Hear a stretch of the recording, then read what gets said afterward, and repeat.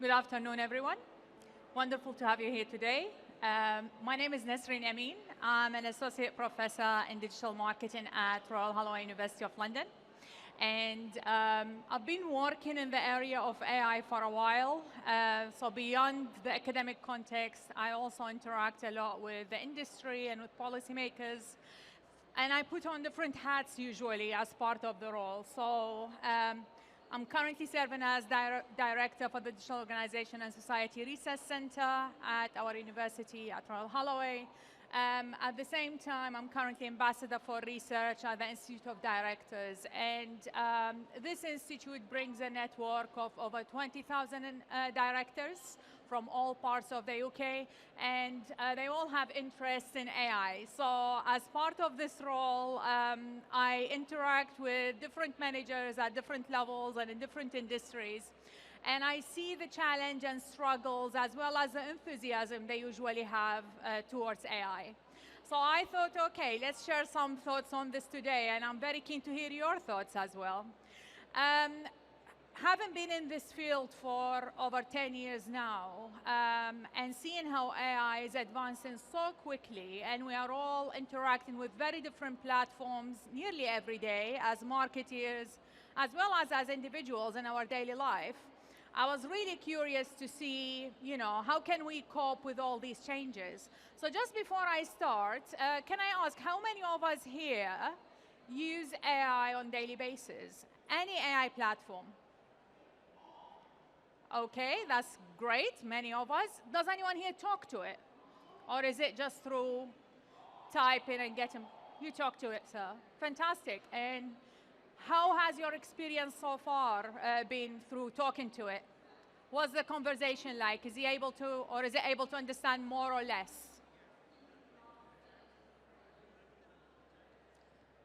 Okay.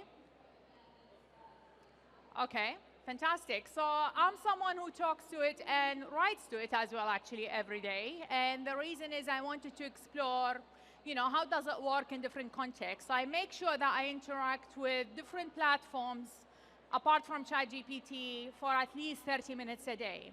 And through this talk, I'm hoping we can explore more about how do we prepare for a better future, especially as marketeers, where AI is really key in that future. But first, let's see, how has our experience been with AI so far?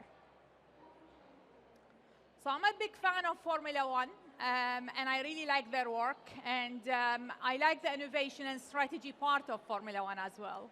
And I think so far, if we were to describe our journey with AI, moving all the way from traditional AI to generative AI, and then we expect also to see regenerative AI and quantum computing in the next upcoming years. Really, it's been so difficult for so many companies to cope. There are AI platforms coming up all the time. So we started with ChatGPT. Now we have new versions of ChatGPT. Moving on to then Claude after. I was just asked today to write an article about strawberry systems. So there is a lot going on. And even we as researchers in digital marketing coming from this field, we really struggle a lot. Same thing is happening with companies as well. So we see many companies and senior marketing managers having their own plans, but different from what we were used to in the past. The plans are not for the next 5 or 10 years, because it's almost impossible now to imagine how the world would look like in the next 5 to 10 years with all these innovative technologies. Companies are competing to not just try and understand AI systems, but also to innovate.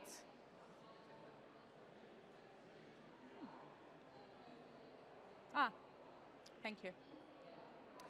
But very often, we also meet employees and managers who talk about AI, and they mention AI in their discussions and meetings, but very little that we see that they understand what AI is and what it can do, and the future development of the technology as well. So let's just go back to the basics first. What do we mean really by AI? If we go back to the literature, and if we go back to the recent reports from McKinsey and other companies, they define AI as a simulation of human intelligence processed by machines, especially computer systems.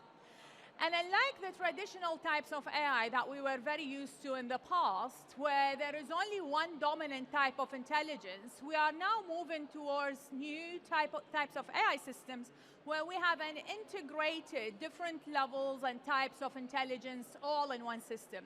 So some of us mentioned here that they talk to some AI systems. Some of us, or most of us, maybe type. There are new AI systems that you will see later on in my talk as well that actually are generating videos and generating images as well. So we're very quickly moving towards new types of AI enabled by machine learning, natural language processing, computer vision, and predictive analytics, all integrated in one system, allowing marketeers to go way beyond what we are used to in terms of our capabilities.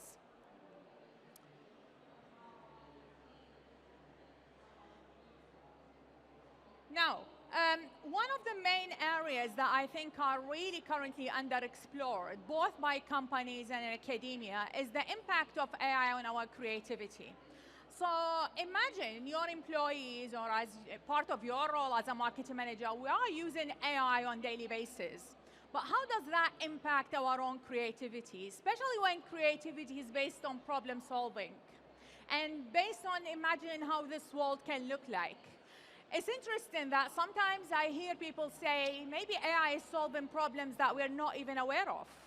You know, did we actually need, for example, this particular video to be created by Sura AI? So this video is fully automated, by the way. It's completely created by AI. The application is called Sura AI. And if you log into their website, you will find far more interesting and fully automated videos, which have been used by advertisers. And at the same time, they're currently being used by individuals. But the key question here really, if all of this is being created by AI, where is our role? What can we contribute to? And how does that impact jobs in the future, or marketing jobs in the future? What about automation? If we look at the recent PwC reports, they mentioned that the probability of AI automating jobs in the UK is 7% in the next 5 years, going up to 18% in the next 10 years, going further up to 30% in the next 20 years. The truth is, it's very likely to be a lot higher than this. And when I talk to people from different backgrounds and in different industries, whether they are marketeers, whether they are doctors, whether they are senior managers, there is one question that really comes up in most of our interviews, really. Do you think AI might take over my job in the future? And that's interesting because I'm interviewing this manager to get to know how they are trying to innovate with AI. You know, that was the purpose of the interview. But I'm always asked this question, either at the middle or at the end of the interview. So one way or another, I think there is this sort of fear that we may actually lose their jobs in the future. Even as an academic, you know, I remember my very first talk at, you know, some conference about 10 years ago. I was talking about the first AI robot professor. You know, and back then everyone was laughing. That was impossible. How can we have an AI professor? Professors will always be humans. Actually, that's not true. If you look at other countries like China, yes, there are professors there, or not professors, but, you know, teaching assistants, teachers, which are robots, and they are teaching students. And interestingly, a couple of months ago, a school in the UK started, a robot tuition. So they had a robot teacher teaching students what to do and how to learn. However, we still have a huge AI skill gap in the UK.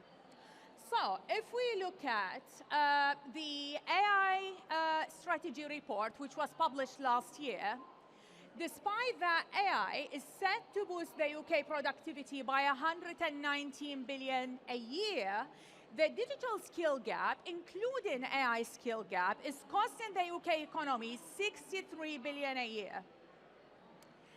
Now, it's also set, my apologies for not having that T there in set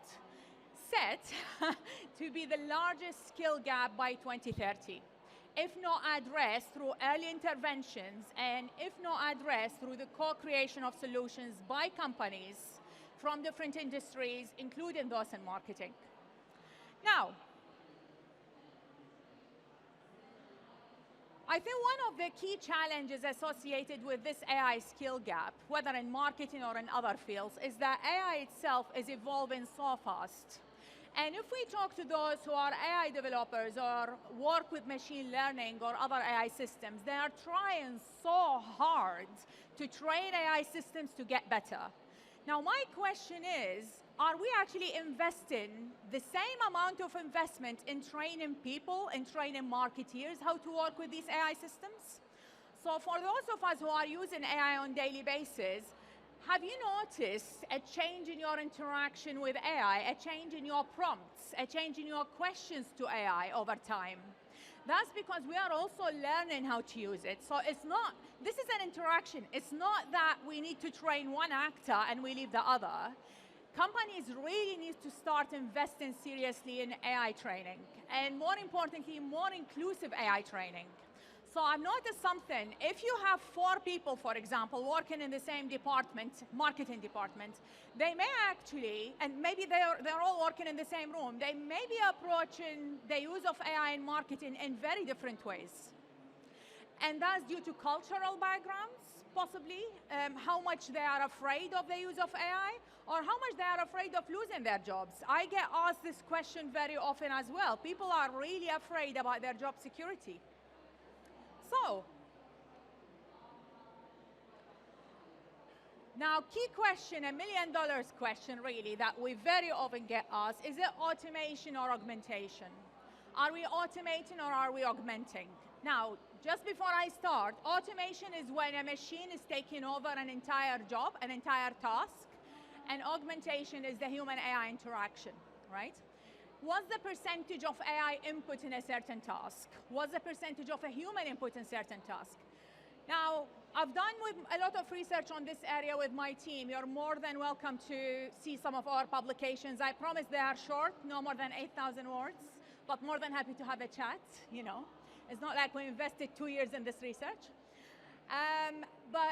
Our research really shows, especially in the area of marketing, and we also looked at the area of service recovery, when there is a fault with a service, for example, and companies trying to use human-AI collaboration to fix it, it's very likely that it's very context-specific.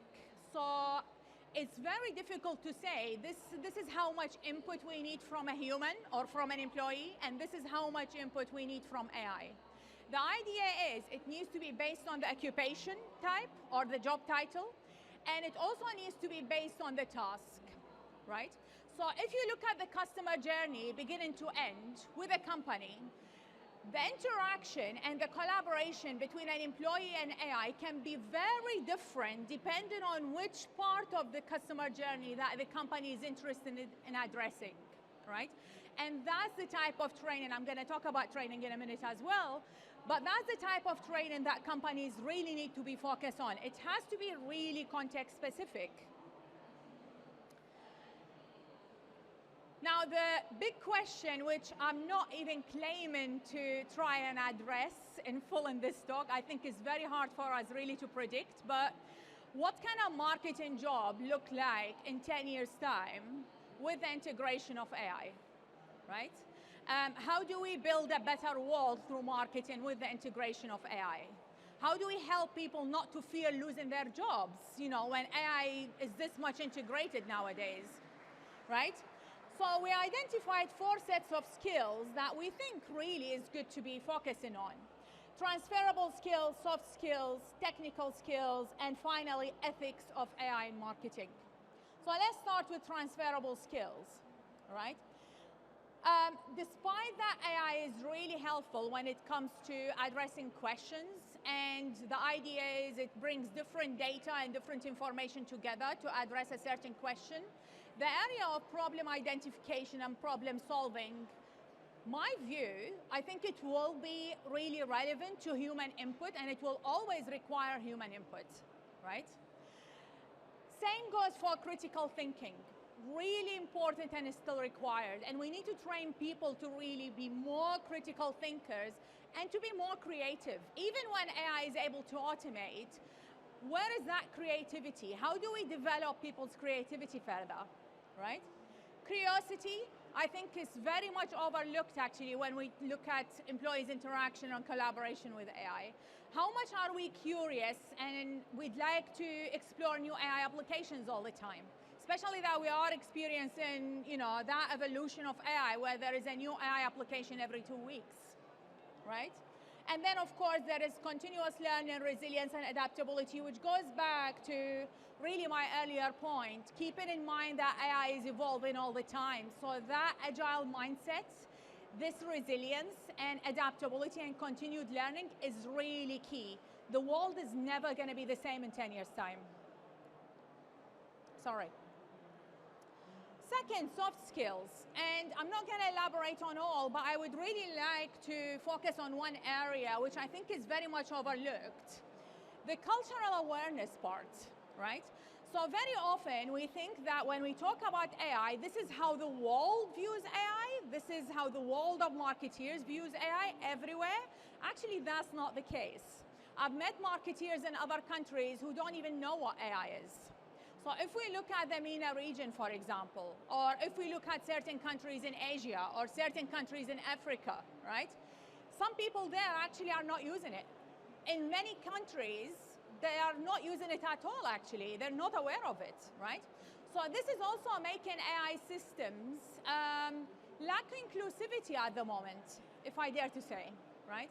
So the AI systems are being built based on data from certain groups of people from certain countries, leaving behind other groups and creating this sort of even larger digital divide. That also makes the current AI systems lack cultural awareness. So if we are marketeers trying to, for example, develop a global marketing strategy, I highly suggest not to use an AI system for it, at least at the very beginning, right? You do need that human input in terms of cultural awareness. And remember that AI systems don't have an understanding. They are simply just based on compiling and combining data from different systems. Third set, technical skills. I think it goes without saying. Maybe I would just pick on one of these. So really important to ensure cybersecurity awareness is there. It's becoming very often now that we see attacks on companies just through AI systems. And then, of course, the use of predictive analytics. So data and machine learning training is really key when it comes to AI upskilling and reskilling. Unfortunately, very often overlooked, but if we look at a recent white paper from the Department of Science, Innovation and Technology, highlighting the 5 main principles of ethics in AI, you will see how important this area nowadays for the UK government, right? The focus really is to make sure that we maintain integrity and privacy, security, transferability, and at the same time, explainability of AI systems. So how many of us are able nowadays to really understand how AI is coming up with a decision? If you ask AI, any AI system now, to create a campaign for you, right? How often would the AI system explain why this specific campaign was created and why these KPIs are there instead of any other KPIs? There is no justification. We don't have that explainability. So the explanation of decisions is something that many companies as well as policymakers are currently focusing on. And it's really important. So,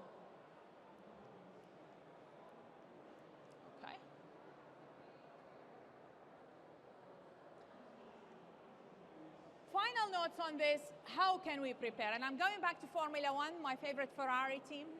And by the way, there was a wonderful F1 exhibition. I think it's currently actually happening not far from here. I highly recommend it. It's absolutely fantastic. But again, you see different teams as part of Formula One creating their own strategies and trying to make decisions in split seconds, right? And they are all using AI with data analytics and trying to make the best out of it to win. However, my own intake, and that's based on a lot of research that we've been doing with companies in different fields, whether in marketing, biotechnology, some work that we've been doing also with experts in health and others, Um, Three keynotes that I would really like to leave here. First of all, individualism is under threat. So think of it this way. If we put a job advert for a marketing manager or an employee in marketing, in any area in marketing, how many similar CVs are we receiving? How many CVs with very similar keywords or possibly the same keywords are we receiving, right? How many of these individuals have put the advert, the job advert, on ChatGPT or Claude or whatever it is, right? And it came out with the same recommendations in terms of how the specific keywords should be there, how the CV should be written, and the structure of the CV as well. Remember, AI is not specific, is not individualistic, right? It doesn't have any understanding. So really what I think is individualism is under threat. Human judgment is really required, right? Second, interestingly, through so many interviews that we've been doing with employees in different fields, I think so far I've done 120 interviews over the last 2 years. Many of them mentioned that they would really prefer their AI training to not be the normal training that we usually have, like for 2-3 hours on Zoom or Teams. Instead of that, why can't companies provide TikTok style of training, so just 30 seconds or 1 minute video about, for example, a new AI platform that would be helpful for its employees? And then if that person or the employee is interested, then they would go and sign up for the training, right? So the mandatory AI training that's too long is no longer preferable by employees. And let's face it, we are all living in this world of, a lot of information around us. I've reached a point where I can't even read a long email now, right? And I think many of us are really tired of this. So TikTok style sort of training or type of training is kind of preferred, especially with the fast evolving type of AI as well. Finally, strategic agility is key. So I think that balance and investment in human talent in organizations, keeping up with the marketing trends and keeping up with the technology trends is also key here. I've left a reference, more than happy to share the slides as well if needed, and more than happy to have a chat as well after the talk if there is anything that I can help with. That's all from me. Thank you very much. That's my email address as well, and more than happy to answer any questions. If I have the answers, I don't have the answers to everything. It's very hard to predict what AI can do in 10 years. Thank you. Yes, sure.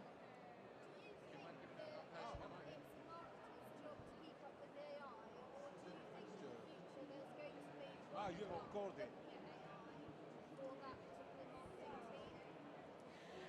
I think everyone has to be informed, and it's not just the manager's job, but really it's important to have this sort of open culture to AI in an organization. And it's very difficult for a marketing manager to handle that complex job of keeping up with the trends in AI. So I would suggest to make it a collaborative effort between different team members, and not just the manager or just one person in an organization. It needs to be a collaborative effort, and maybe in meetings, people can actually discuss the latest trends and what they can use, and have some sort of open discussions about, what's more applicable for a company.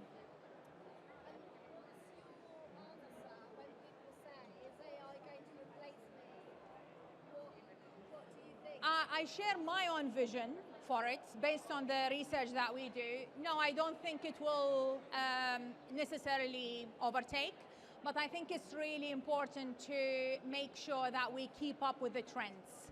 So unless someone is really keeping up with the trends in AI and technology and their impact in marketing, it's very difficult to keep up anyway, right? So if someone is upskilled and reskilled really well with AI, it's very unlikely to be the case. Yes. We'll just email you. If you just drop me an email, I'll send you the link. All right. Sure. Any study about the ratio on female AI engineers or LLM engineers? I haven't done something on this, but I know a colleague in UCL who's done it. So if you email me, I'm more than happy to send you the reports. The same question on the other side, in terms of users of LLM, is there any study on Okay, so female, male in the tech sector or in general? Right. I don't have the gender differences, but we have done one study focusing on mompreneurs. So these are mother entrepreneurs with children under the age of 10 years old living in the UK. And we saw how they interact with different AI systems and navigate through the algorithms. But I can look it up for you. I'm more than happy to check and see the gender. Because it is quite interesting to see how we fit the AI, Yeah. how we use the AI. That make it good. Yeah, sure. Thank you. Any other questions? Yes. Yeah. You just mentioned those are the soft skills or technical skills.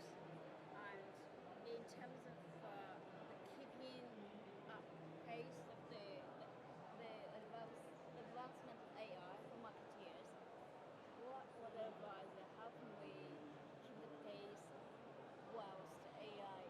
You wouldn't believe I say this, but actually LinkedIn is great. So keeping up with some AI groups on LinkedIn or signing up with some AI groups on LinkedIn, and they very frequently send you emails with all the updates on the latest AI platforms and what they can do. I found this the most effective way, because every week you will get a list of AI applications or the latest AI applications and their users, and it's really helpful.